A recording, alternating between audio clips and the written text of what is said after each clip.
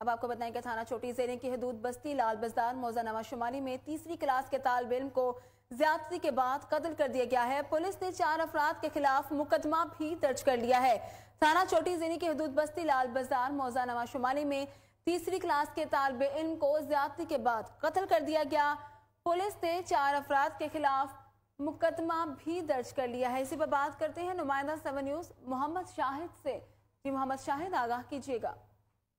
मैं आपको बताऊं, थाना चोटी की हदूद बस्ती लाल बाजार मौजा नवा शुमाली में तीसरी क्लास के तालिब इल्म को बेदर्दी से कत्ल कर दिया गया, जबकि मुल्ज़मान फारूक अहमद के बेटे को जो कि तीसरी क्लास का तालिब इल्म था मोहम्मद हसीब को मुल्ज़मान तेज धार वाले से कत्ल कर दिया। मुल्ज़मान ज्यादती से मुज़ाहमत पर तीसरी क्लास के तालिब इल्म को बेदर्दी से कत्ल कर दिया है, जिस पर थाना चोटी में 4 मुल्ज़मान के खिलाफ मुकदमा दर्ज कर लिया गया है।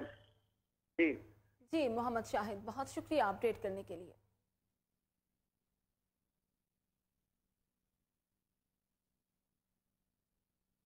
तेरा मुराद जमाली